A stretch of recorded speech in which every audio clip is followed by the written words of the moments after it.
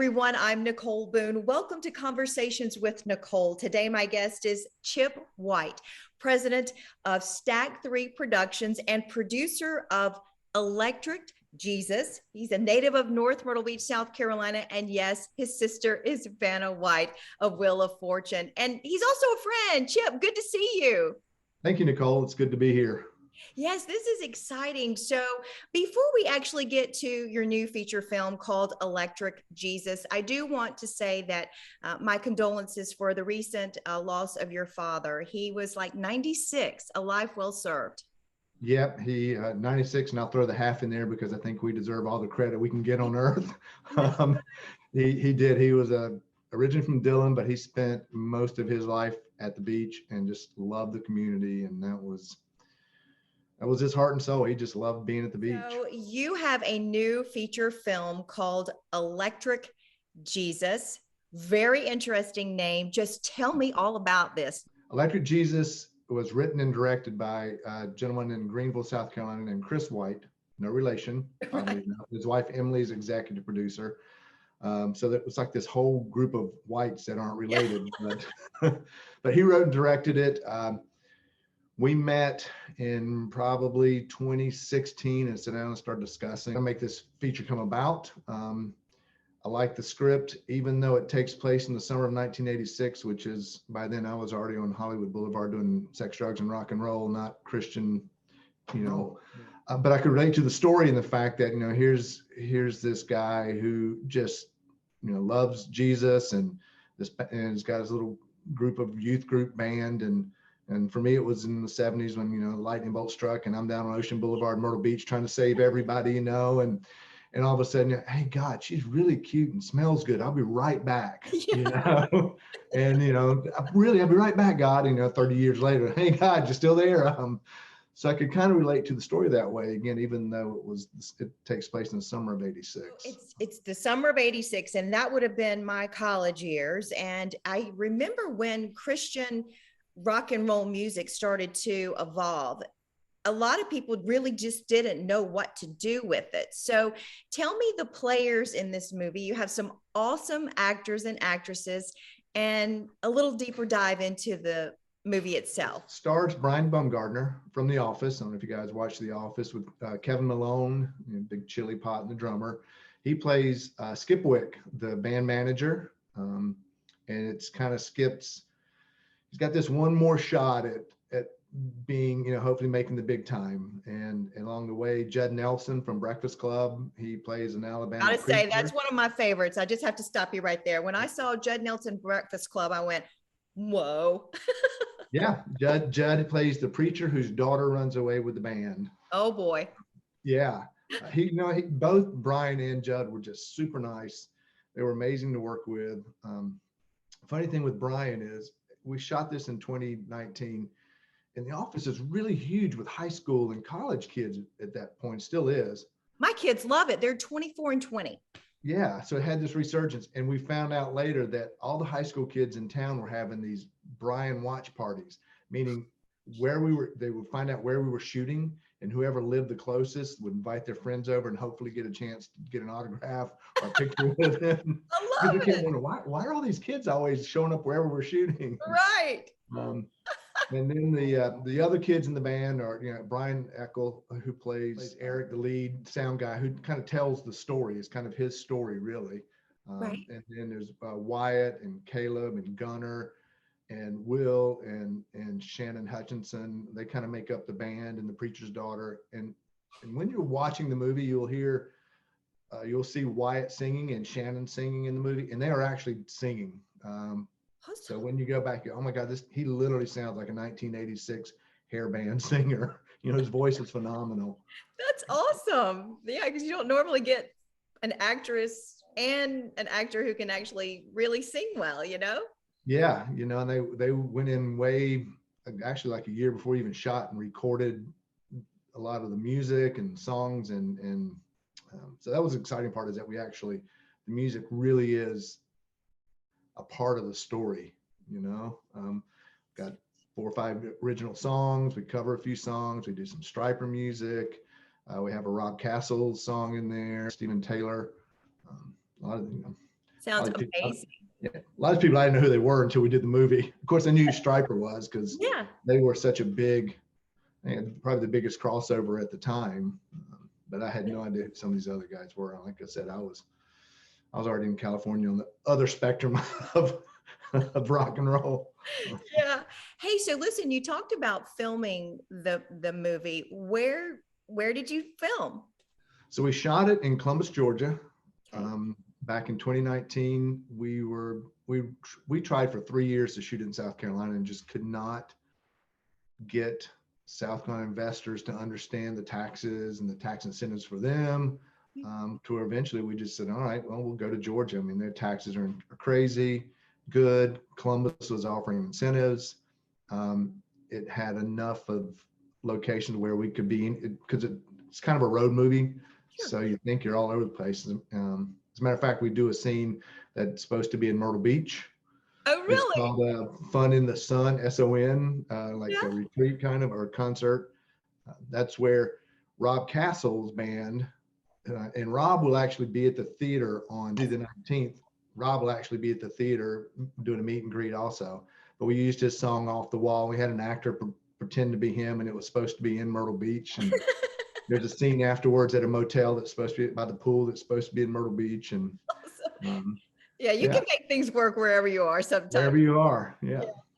So before we go more back into the movie a little bit, you talked about Rob being at this meet and greet. So what's happening is starting today at the Market Common Stone Theaters, Grand 14th Cinema, you're starting basically almost a week-long exclusive theatrical run of your movie. Now, the movie's already been out. Talk about what's happening starting today at Market Common at the theaters there. Sure. So Myrtle Beach. Awesome. Today's Good Friday, Yeah. which is a cool time to start our feature because we actually say A Star is Born again in our poster. So it's going to play for a week. It's an exclusive theatrical run. Like you said, the movie has already been out, and because of COVID, we didn't get any theatrical release. And we kind of just thought, well, it's my hometown. It's a fun movie. And Dwayne Farmer gave us this great opportunity to have a week at the theater, see if we can get an audience. You know, maybe if we have a really good week, other theaters will want to pick up on it and we'll get a bigger run. But on starting today on Good Friday, because I'm trying to make it a little bit more than just come to the movies. Tonight, late afternoon tonight, I'm not sure exact time yet, but Perry Richardson, who is a bass player for Stryper and was in the band Firehouse, he's going to come down, do a meet and greet, photo op, talk about Stryper music and music of the 80s, you know, in the 1980s and the hair bands in the 90s and stuff. Saturday, tomorrow, Shannon Hutchinson, the lead actress who plays Sarah Wimber, the preacher's daughter, she's going to come up Saturday evening, do the same thing, meet and greet, some Q&A, photo ops, and kind of talk about the movie. And then Tuesday, we'll have Rob Castles come up, and I'm going to challenge people during the scene where we play his song. Look for him. He actually has a little cameo in it. Oh, that's awesome. Yeah. But he's going to come and do the same thing, a little meet and greet. Of course, I'm going to be there. I don't know if I can make every single screening, but I'm going to try to be at every screening answering questions. Right. Meet and greet, shake hands, tell you any kind of information you want to know, answer questions. Maybe during the week, my sister might come by. We don't know, see when she flies in or not. But we'll see. Maybe Nicole will come down, sign some autographs. I wish I could. I would love that. I'm just so delighted that I'm able to share what you're doing at the theaters at the Market Common starting today and through the 22nd, because I want people to come out. I want them to see this film, because when you contacted me, you said it's a film for Christians and non-Christians. It won't offend believers and it won't offend non-believers, because you had, of course, screenings and focus groups before released. But talk a little bit about that, because a lot of times people get upset when you put the name of Jesus into something. But I want you to walk people through that process. Sure. So it is a faith-friendly, family-friendly movie, but it is a true rock and roll coming of age film. It just happens to deal with a group of kids in the summer of '86 who were evangelical.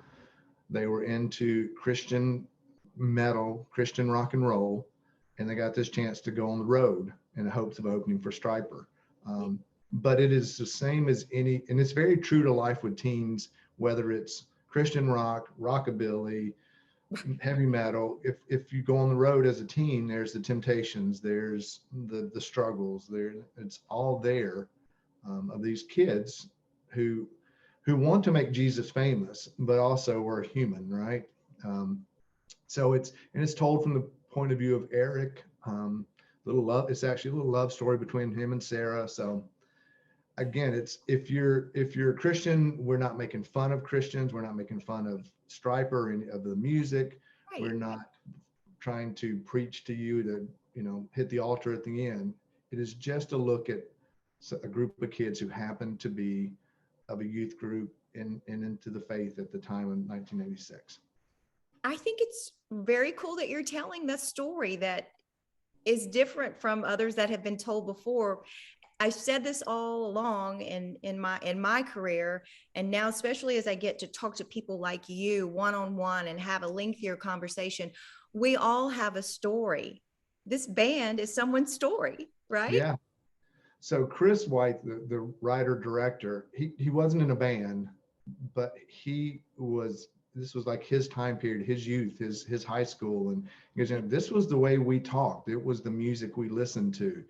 It was his era, and that's what he was relating. Again, like I said, I'm a little older than Chris, so I was more of the 70s youth group. For me was playing foosball and listening to the kids playing rock and roll, not Christian rock, but just rock and roll, and playing in the churchyard, playing football and stuff. But it's kind of his era, and this is how he remembered his youth. So, but it's relatable. And think about this: music is a universal language. So no matter what your age group, it's relatable because, first of all, most people have a love for music, and just understanding what it is to be a young person moving through life. I mean, it just sounds like a great film, and I can't wait to see it. And I tell you, I'm just really honored that you emailed me and said, hey, can we talk about it? Because you made me feel like what I'm doing is important, because what you're doing is important. Sharing stories, making films that people can relate to, enjoy, and, entertainment is important. We have so many things going on in life. We need this escape. We need this. Yeah. And what you're doing to me is awesome, because I admire you, because I want to do a podcast, but then I get sidetracked here and over there. And the fact that it's all about stories, one-on-one, telling a story. The news is great. You are awesome on the news, but this is an opportunity for you to delve deeper, one-on-one, like you're saying, and kind of really bring the story out, bring someone's story more personal and more time and more interesting. Well, you have more of a story to tell, I'm sure. And you have to promise me to come back and talk about your personal story beyond Electric Jesus. Will you do that for me? Absolutely. It's definitely a different path. Well, but we all have a path. We all have a story to tell. So we're going to revisit Chip White's bio and talk about your life and legacy on another time. But I want to know, what's next for you when it comes to your desires to create another film? What's it going to be? Ooh, what's next? I wrote a script. It was a short, but in the process, someone said, why don't you take these two shorts that you have done before, one called Low Country and one called A Chess Player, which was where I met you. And you very first interviewed me was a chess player at the Myrtle Beach Film Festival. Yes. So I've taken that short that I've written, and I'm going to connect the other two and make a feature. So we have 2/3 is already shot, which helped. I have the rights to a book called Mad Women of Merriweather by Gail E. Haley, which deals with early 1900s and women getting thrown into an insane asylum. Wow. Which happened all the time. Literally, you have the money in the family and your husband decides he wants it. He goes to his friend, the judge, and says, Nicole's a little crazy. I think we need to lock her up. Yikes. They would snatch you off the streets, throw you in an insane asylum, and you're never heard of again. And that happened all the time. So this is a story about that. That'll be great. Yeah, the script is being written now. I'm pitching a reality show called Van Nation Restoration USA, where we go back and restore those 60s, 70s, and 80s shag carpet vans. And oh my gosh, the mystery machine in the making. Absolutely, yeah. In the story behind every van, like every car, like every person has a story, right? Yes. So those are the few of the things that are on the plate right now. But right now, starting today, I'm kind of focused this week on getting everyone to come down, everyone from Myrtle Beach, North Myrtle Beach, Conway, Loris, Surfside, Socastee, come on down to Grand 14 Market Common, pick a time, go online, buy your ticket, and come down and meet us. Yes. Yes. Gosh, I wish I was going to be there. But hey, maybe in your future films, you can have the news lady in there. Absolutely. I think that Electric Jesus is really going to knock people's socks off. I'm looking forward to actually seeing it. I've seen a few clips. They're really good. I appreciate the music. I do, because I was in college in the summer of '86. So very relatable for me. But like I said before, no matter what your age is, it's relatable and a good movie. So I wish you all the best with this. Go see him when he's at Market Common. Absolutely. And and you can actually go online and you can buy your own merchandise. We have t-shirts and perfect. Go to electricjesusfilm.com, click the merch, and a lot of it you have to see the movie to kind of understand. So you're kind of in the club if you have some and someone recognizes, hey, it means they saw the movie. Right. Right. Excellent. Well, listen, Chip, is there anything you want to add as we close? Because this has just been a great conversation talking about your new film. It's theatrical debut down in Myrtle Beach at Market Common. New things on the horizon for you. You're a wonderful person, and I'm just delighted that we had an opportunity to talk today. It's been a long time since that chess player days, right? It has. It really has. I am just super excited for what you're doing. I really appreciate you having me on, and I look forward to seeing more of where you go with this. You're sweet. And just come on down, see the movie, give us your thoughts, and it's kind of come meet Chip, come meet some of the other stars, photo ops, meet and greets. It's going to be a great time from the 15th through the 22nd. Chip, my friend, thank you for joining me. Thank you, Nicole. Anytime. Yes. And folks, that's going to do it for this edition of Conversations with Nicole. Until I see you again, I hope you have a great day.